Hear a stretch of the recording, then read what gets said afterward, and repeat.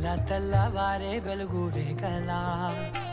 పచ్చ పచ్చ పచ్చి మట్టి బొమ్మలా అల్లి బిల్లి వెన్న పాల నురగలా అచ్చ తెలుగు ఇంటి పూల కొమ్మలా